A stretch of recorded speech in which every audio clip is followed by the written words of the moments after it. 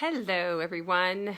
I had a no media weekend, so I did not see what happened. And I came on Monday and was, horrified, obviously. So I just wanted to, I know there's political and social implications and lots of grief that happens right now, which is really sad. But I also just wanted to share because I can't help but feel every time I hear these horrible stories that something I want to shout from the mountaintops always, and that's that connection heals. Like connection heals people, and we walk around like every person on the planet has pain.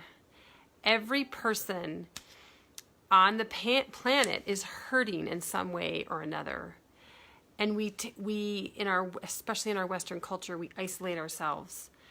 And if there's one thing I feel that can help our planet now, besides giving, well, in the same vein of giving love and light to others, is to connect. Connect with other people because connection heals. And so, and what does that look like in everyday life? It really looks like noticing when someone's not. Hi, Sarah. Noticing when someone's not involved in the conversation, when someone's on the sidelines. Noticing when, you've got friends together and one person isn't involved in the story because it's not part of their story.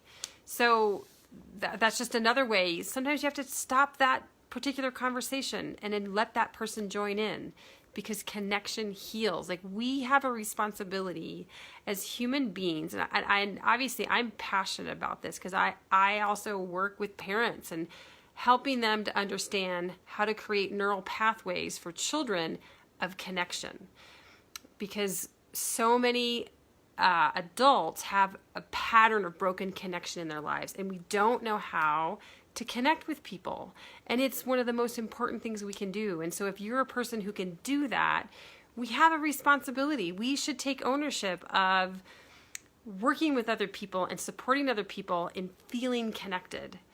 And I oftentimes think of this as like, if there's someone more vulnerable in the group, that's the person you should be talking with. That's the person you should be asking them, well, how's your day going? What's new for you? What's going on in your life? Like those kinds of things. Connection heals. And when we do that as adults, then our children also learn to do it.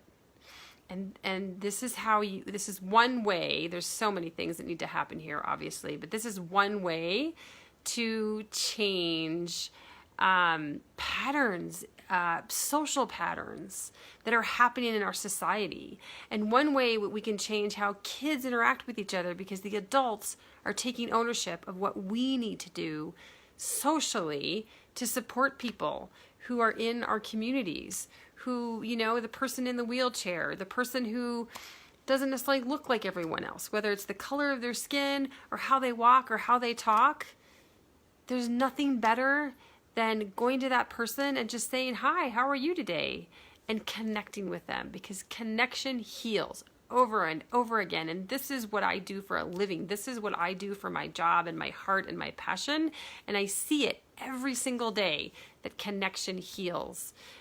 And the things like sexism, racism, classism, those are the things that divide us. And we actually live in a culture that those things are so pervasive in our culture. And I know so many people who have loving hearts and kind hearts and so forth that don't, think of, the world is still this way. We don't necessarily act this way. But I will also say that because it's so ingrained in our society, sexism and classism and racism, that we have been wired, we have had the experiences from a very early childhood, from our very first years of life, of division in the world.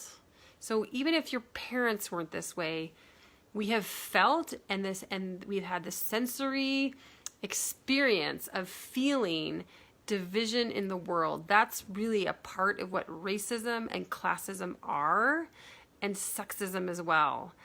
And because of that, we have these neural pathways that have been wired this way. And it might feel uncomfortable for you to branch out, to take a moment to reach out to someone that you don't know. But I can't encourage you enough to do that in places where you know people or you don't know people. And I see it happen all the time. And I try my best. I fail. That's okay. I just encourage everyone in the world. Can you imagine we'd have a different world if everyone in the world would take some time every day, every few days, every week to reach out and connect with somebody, just to show that they matter, just to show that they're being seen by somebody. Because as human beings, I can tell you that we don't feel seen so much of the time. And if we can do that, we will create a brand new world. And it's needed in our world. It's needed so much in our world. So connection heals. And I am dedicated to that message over and over again for the rest of my life. I'm certain of that. And I bless you on your journey. And thank you for being here today. If you like this, share this with others. And let me know if you're doing the replay as well. Take care. Bye-bye. Hey, Monica. You're going to have to watch the replay because I'm just getting off. All right. Take care. Bye.